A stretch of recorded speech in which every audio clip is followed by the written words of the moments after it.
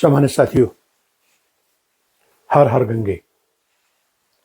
आज के पावन, प्रेरणादायक और अद्भुत, अद्वितीय, अलौकिक प्रसंग में हम चर्चा करेंगे कि ब्रह्मलीन बाबा देवरा जी एक प्रयागराज के कुंभ में कैसे हो गए थे अंतर्ध्यान, और वहीं उन्होंने दिखाए थे कुछ और चमत्कार।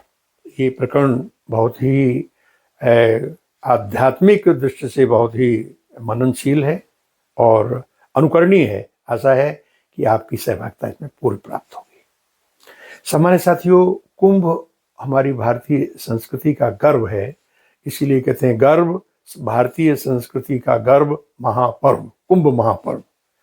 इस वर्ष जो कुंभ लग रहा है वैश्विक स्तर पर अलौकिक, दिव्य, इसकी जो प्रशंसा हो रही है वो अपने आप में अनुकरणीय और अद्वितीय है। उसको देख करके ये प्रसंग मुझे याद आ गया।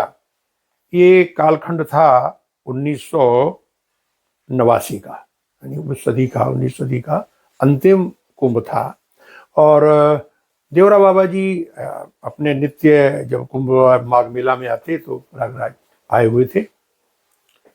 हुआ ये था कि उन दिनों विश्व हिंदू परिषद ने अपनी एक जो उनका शिविर था उसमें एक विशाल सम्मेलन का आयोजन किया और बाबा जी से आके प्रार्थना की कि बाबा जी, हम चाहते हैं कि हमारी शिविर में आके एक दिन आप अपने प्रवचन से हम लोगों को बड़भागी बनाएं या लाभान्वित करें।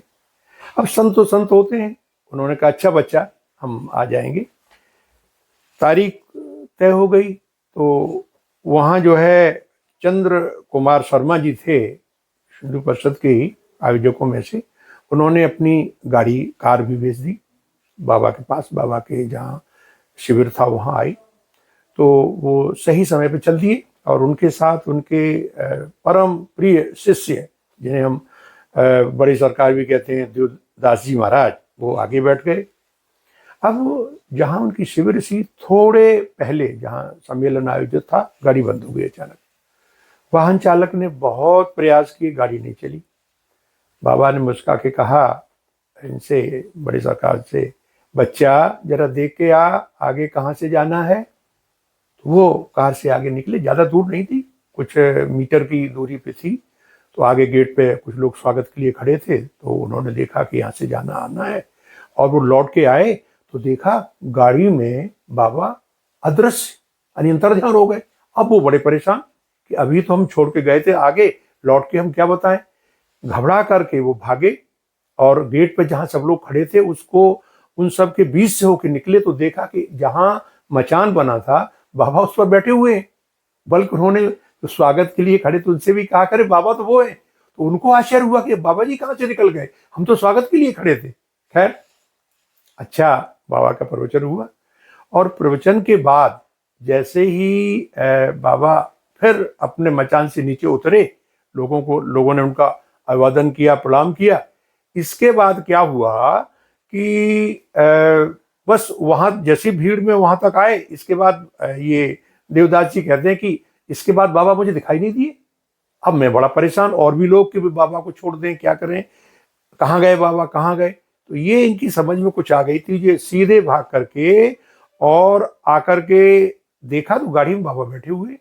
उन्होंने कहा कि महाराज ये क्या है, बच्चा हमका कहीं जाने आने का कौन रोकई, जहां मन हुई हम वहां जाई। इस तरह हंस के उन्होंने बात डाल दी। एक दूसरा प्रसंग है, उसमें ये प्रसंग है कि इसी तरह प्रयाग में एक माघ मेला था। तो माघ मेले में बाबा स्नान के लिए चले, साथ में ये देवदास जी थे। तो जब साथ में चले तो कहा कि बच्चा देखो पानी कुछ कम लगी यहाँ। तो देवदास जी कह रहे कि हम उसमें जल में घुस के गए और जहाँ कमर से ऊपर तक पानी था मैंने हाथ उठाया, लेकिन दूसरे पल में देख रहा हूँ कि बाबा पानी पे चलते हुए आ रहे हैं और कहा कि बच्चा तू जा, मैं स्नान कर लूंगा। अब वो बता रहे कि मैं एक तरफ दिखता जाऊं कि बाबा जैसे इस पर चलते हैं, जमीन पे चलते हैं, उस तरह पानी पे चलते हुए चले जा रहे हैं और आगे जाकर स्नान किया। वो किनारे आ गए, फिर देखा बाबा के उसी तरह चल के किनारे आ गए। उन्होंने कहा कि बाबा, अरे बच्चा मत परेशान हो, ये तो हमारा क्रियाकर्म है, हम करते रहते हैं इस तरह से।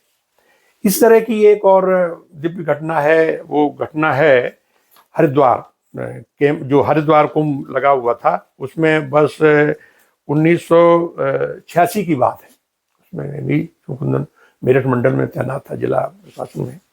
तो घटना का मैं भी साक्षी हूँ। हुआ ये था कि एक दिन जब प्रारंभ होता है शाही स्नान, तो वहाँ के नागा बाबाओं ने और सभी धर्माचार्यों ने और महामंडलेश्वर और अखाड़ों ने ये कहा कि चूंकि बाबा यहाँ विराजमान है तो बाबा को पहले स्नान करा दिया जाए। तय हुआ कि भाई पहले बाबा स्नान कर लेंगे ब्रह्मकुंड में, इसके बाद सभी नागा फिर और लोग, जो नियम होता है उसके संविधान या प्रोटोकॉल के अनुसार जो होता है धर्म का संस्था, उसके अनुसार करेंगे। तो जो मेला अधिकारी उन दिनों चूंकि हरिद्वार सहारनपुर जिले में था और वो मेरठ मंडल के अंदर आता था, तो पूरी व्यवस्था मेरठ के कमिश्नर और डीआईजी देख रहे थे। तो मेला अधिकारी और एसएसपी को भेजा कि जाओ बाबा को ले आओ।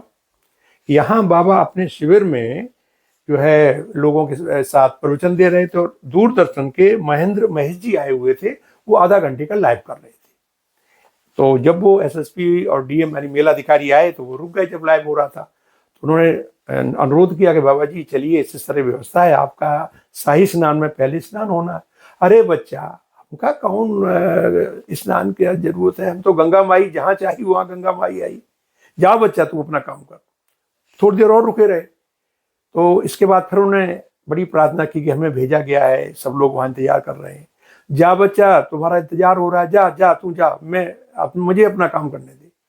इतने में पत्रकार भी थे वहाँ, सब लोग लगे हुए थे। तो जो गाड़ी होती है ना, वायरलेस लगे हुए थे, तो जिलाधिकारी जो मेलाधिकारी होते हैं उनकी गाड़ी पे वायरलेस मैसेज पास आया कि देवरा बाबा जी ब्रह्मकुंड पर आ गए हैं, जल्दी आइए, कमिश्नर साहब याद कर रहे हैं।